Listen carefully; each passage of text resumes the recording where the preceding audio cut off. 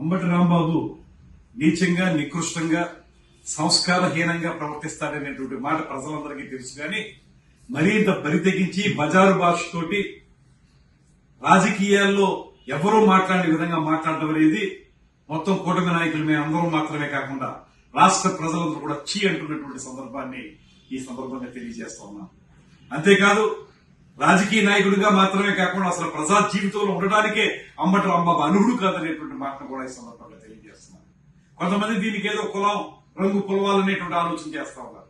వారందరూ కూడా తెలియజేస్తా ఉన్నాను, మన ఇంట్లో తల్లి తండ్రి, మన ఇంట్లో చెల్లి, వీళ్ళందరినీ ఎవరైనా దూషిస్తే మనం ఎంతవరకు దాన్ని సహించగలుగుతాం. ఇవాళ రాంబాబు మాట్లాడినటువంటి మాటలు ఒక ముఖ్యమంత్రి స్థానంలో ఉన్నటువంటి చంద్రబాబు నాయుడు గారిని, వారి పెద్దల్ని కించపరిచే విధంగా పచ్చి బూతులతోటి మనం మాట్లాడడానికి కూడా వీలు లేనటువంటి భాషతోటి మాట్లాడడం అనేది ఎవరు కూడా సహించేటువంటి విషయం కాదు. ఎంత ప్రజలు మిమ్మల్ని చీకొట్టినప్పటికీ కూడా ఇంకా మీరు తగుదనమ్మా రోడ్ల మీద వచ్చి మాట్లాడడమే తప్పు. చేసిన తప్పులన్నీ కప్పిపుచ్చుకోవడానికి రకరకాల వేషాలు వేస్తున్నటువంటి మిమ్మల్ని ప్రజలు ఇప్పటికెప్పుడో చేత్కరించారు. మళ్ళీ అసలు మిమ్మల్ని ప్రజల మధ్య తిరగడానికి ఒప్పుకోరనేటువంటి మాట కూడా స్పష్టం అవుతోంది. నేను ఆ పార్టీ అధ్యక్షులు మాజీ ముఖ్యమంత్రి జగన్ గారికి కూడా తెలియజేస్తా ఉన్నాం, మీరు ఇంకా సమర్థిస్తున్నారు అంబటి రాంబాబు గారి మాటల్ని. ఇది ఎంతవరకు న్యాయం? అసలు సమాజంలో ఈ రకమైన బూతులు సంస్కృతి తీసుకొచ్చిందే వైఎస్ఆర్ కాంగ్రెస్ పార్టీ అనేటువంటి మాట ప్రజలందరికీ తెలుసు.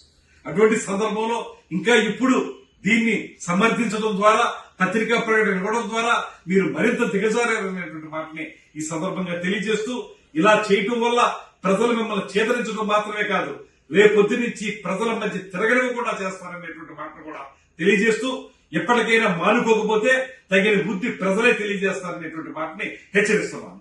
నిజంగా చెప్పాలంటే ఈ రాజకీయాలు ఇంతలా దిగజారిపోతున్నాయా? రాజకీయ నాయకుడు పదవుల గురించి, లేకపోతే వాళ్ళ నాయకుడు తాలూకా ప్రోత్సాహం గురించో, లేకపోతే వాళ్ళ నాయకుడు తాలూకా మన్నల్ని పొందటానికి వైఎస్ఆర్సీపీ నాయకులు ఇంతలా దిగజారుతున్నారా? నిజంగా చాలా బాధ అనిపించే సన్నివేశం. ఎందుకంటే ఒక మంత్రి చేసిన వ్యక్తి, రాజకీయంగా చాలా పదవులు చేసిన వ్యక్తి, చాలా సీనియర్ మోస్ట్ నాయకుడు, వైఎస్ఆర్సీపీ నాయకుడు అంబటి రాంబాబు. నేను ఇంతకుముందు అంబటి రాంబాబు గారు అనేదాన్ని, కానీ గారు అన్న పదానికి అర్హత లేని వ్యక్తి అంబటి రాంబాబు.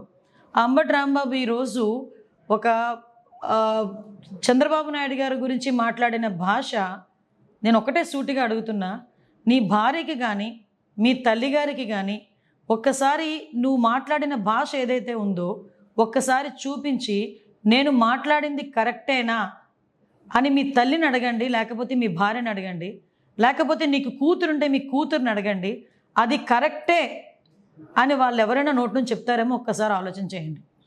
అంటే మీరు మాట్లాడే భాష నీ కుటుంబ సభ్యులు కూడా యాక్సెప్ట్ చేయలేని విధంగా ఉండేటప్పుడు, దట్టు నీ వయసు కన్నా పెద్ద వ్యక్తి, ఒక ముఖ్యమంత్రి స్థాయి వ్యక్తి, అటువంటి వ్యక్తి గురించి చాలా నీచంగా విద్వేషపూరితమైన మాటలు మాట్లాడుతూ, ఒక పక్క విధ్వంసాన్ని సృష్టించడానికి ప్రోత్సహిస్తూ, లా అండ్ ఆర్డర్ని ఎలాగైనా భగ్నం చేయాలనే ఉద్దేశంతో నువ్వు పనిన పన్నాగం చూస్తూ ఉంటే నిజంగా మిమ్మల్ని ఏ జాతిలోకి పరిగణలోకి తీసుకోవాలో కూడా మాకు అర్థం కావట్లేదు.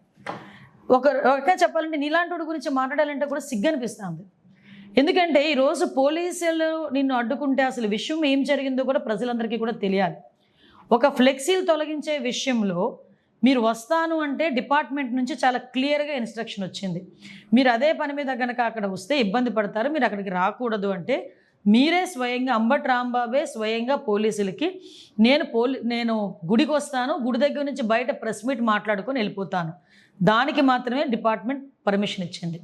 డిపార్ట్మెంట్ పర్మిషన్ ఇస్తే వచ్చి దర్శనం చేసుకొని బయటకు వచ్చి ప్రెస్ మీట్ మాట్లాడి అక్కడి నుంచి 500 మీటర్ల దూరంలో ఉన్న ఫ్లెక్సీల దగ్గరికి వెళ్ళేదానికి ప్రయత్నం చేస్తే, అక్కడ ఆల్రెడీ కొంతమంది తెలుగుదేశం పార్టీ కార్యకర్తలు, కొంతమంది ఫాలోవర్స్ ఉంటే మళ్ళీ లా అండ్ ఆర్డర్ ఇష్యూ వస్తుందని ఎంత నచ్చ చెప్పడానికి ప్రయత్నం చేసినా పోలీసుల్ని కూడా చాలా అతి దారుణంగా పోలీసులను కూడా దూషించి, గౌరవ ముఖ్యమంత్రి నారా చంద్రబాబు నాయుడు గారి గురించి నీచమైన మాటలు మాట్లాడి ఈరోజు అతని స్థాయిని దిగజార్చుకుంటున్నాడా, అతని పార్టీ స్థాయిని దిగజార్చుతున్నాడా, లేకపోతే అతని వ్యక్తిత్వమే అంతా, అతని నాయకుడు తాలూకా వ్యక్తిత్వమే అంతా నాకు అర్థం కావట్లేదు. ఏమండి, మీరు అధికారంలో ఉండేటప్పుడు పట్టాభి గారు బోస్ డీకే అన్న ఒక పదం ఉపయోగిస్తే మా పార్టీ ఆఫీస్ మీదకి వచ్చి మా పార్టీ ఆఫీస్ని ధ్వంసం చేసిన సంఘటన మీకు గుర్తు చేయాలి. ఆ రోజు ఎందుకు అలాగ చేశారు అంటే, మా కార్యకర్తలకి నా గురించి మాట్లాడితే బీపీ వచ్చింది అని జగన్మోహన్ రెడ్డి మాట్లాడిన మాట నేను ఈరోజు గుర్తు చేస్తున్నా. ఈరోజు అదే పరిస్థితిలో మా నాయకుడు అనుకుంటే ఈరోజు రోడ్డు మీదకి వచ్చి మీరు మాట్లాడగలరా? కానీ నిబద్ధత కలిగిన నాయకుడు, లా అండ్ ఆర్డర్ని సక్రమంగా పెట్టాలి అనుకున్న నాయకుడు, ఎట్టి పరిస్థితులని కక్షపూరితంగా వెళ్ళకూడదన్న నాయకుడు ఉన్నారు కాబట్టే ఇంకా మీరు బయటకు వచ్చి మాట్లాడే పరిస్థితి కనిపిస్తుంది. అలాగని లా అండ్ ఆర్డర్ విషయంలోనే కానీ ఇష్టానుసారంగా చంద్రబాబు నాయుడు గారిని నోటికొచ్చి మాట్లాడితే ఊరుకుంటామని అనుకుంటున్నారా? కంపల్సరీగా తగిన చర్యలు ఉంటాయి. కంపల్సరీగా కేసు బుక్ చేస్తాం. మీకు ఒకటే చెప్తున్నా, ఈరోజు చంద్రబాబు నాయుడు గారిని ఒక మాట అంటే నేను చంద్రబాబు నాయుడు గారిని అనేసానని నువ్వు అనుకుంటున్నావేమో, కానీ గౌరవ ముఖ్యమంత్రి గారిని ఒక మాట అంటే రాష్ట్ర ప్రజలను ఒక మాట అన్నట్టే. మళ్ళీ మళ్ళీ గుర్తు చేస్తున్న అంబటి రాంబాబు, జగన్మోహన్ రెడ్డి, చంద్రబాబు నాయుడు గారు లాంటి ఒక మంచి వ్యక్తిని, ముఖ్యమంత్రి స్థాయి వ్యక్తిని నువ్వు అధికారంలో ఉన్నప్పుడు, మేము ప్రతిపక్షంలో ఉన్నప్పుడు 53 రోజులకి జైల్లో పెట్టినందుకే 151 సీట్లు కాస్త 11 సీట్లకి దిగజారాయి. ఆ విషయం మర్చిపోకు. మళ్ళీ తిరిగి అటువంటి ఆ మంచి వ్యక్తిని ఈరోజు మళ్ళీ టచ్ చేస్తున్నావు. ఈరోజు నువ్వు ఎన్ని మాట్లాడినా, ఎన్ని బూతులు మాట్లాడినా ఆ మహానుభావుడు కుప్పం నియోజకవర్గంలో, తన సొంత నియోజకవర్గంలో సుమారుగా పిల్లలందరికీ కూడా 5,000 సైకిళ్ళు ఇచ్చి కుర్రోడ్ల సైకిల్ మీద హ్యాపీగా తొక్కుకుంటూ వాళ్ళతో పాటు ఉత్సాహాన్ని నింపి ముందుకెళ్తున్నారు. అది నాయకుడు అంటే. అలాంటిది ఈరోజు అంబటి రాంబాబు తాలూకా మాట తీరు కానీ, నేను ఎందుకంటే ఇంకొక విషయం కూడా ప్రజలకు చెప్పాలి. ఈరోజు కల్తీ నెయ్యి విషయంలో రాష్ట్ర ప్రజలందరూ కూడా వైఎస్ఆర్సీపీ మొహాన్ని ఉమ్మేస్తున్నారు. దయచేసి క్షమించాలి నేను ఈ పదం ఉపయోగిస్తున్నానంటే. ఎందుకు ఇంత పెద్ద పదం ఉపయోగించానంటే, కల్తీ నెయ్యి వెంకటేశ్వర స్వామి ప్రసాదంలో కల్తీ నెయ్యి కూడా కాదు, అది నెయ్యి లేకుండానే కల్తీ చేసి అందులోని రసాయన పదార్థాలని కూడా యాడ్ చేసి అటువంటి వాటితో లడ్డు ప్రసాదం తయారు చేసి కొన్ని 100 కోట్లు, 250 కోట్ల పైన స్కామ్ చేశారంటే, అలాంటి విషయం మీద ప్రజలందరూ కూడా ఈరోజు చర్చించుకుంటున్నారు, వైఎస్ఆర్సీపీని అసహించుకుంటున్నారని. ఈరోజు డైవర్షన్ పాలిటిక్స్ చేయడానికి ఈరోజు అంబటి రాంబాబు బయటకు వచ్చి ఏమీ లేకుండానే పెద్ద సీన్ క్రియేట్ చేసి కావాలని గౌరవ ముఖ్యమంత్రి గారిని అన్ని అసభ్య పదజాలంతో మాట్లాడాడు. అఫ్కోర్స్ నువ్వు అనుకుని ఉండొచ్చు నేను డైవర్ట్ చేస్తున్నానేమో అనుకోవచ్చు, కానీ ప్రజలకు ఎప్పుడో రిజిస్టర్ అయిపోయింది ఈ విషయం. ఈరోజు నీ సంగతి రిజిస్టర్ అవ్వాలి. నువ్వు ఎలాంటోడివి, నీ నాయకుడు ఎలాంటోడు అనే సంగతి కూడా ఎప్పుడో రిజిస్టర్ అయిపోయింది.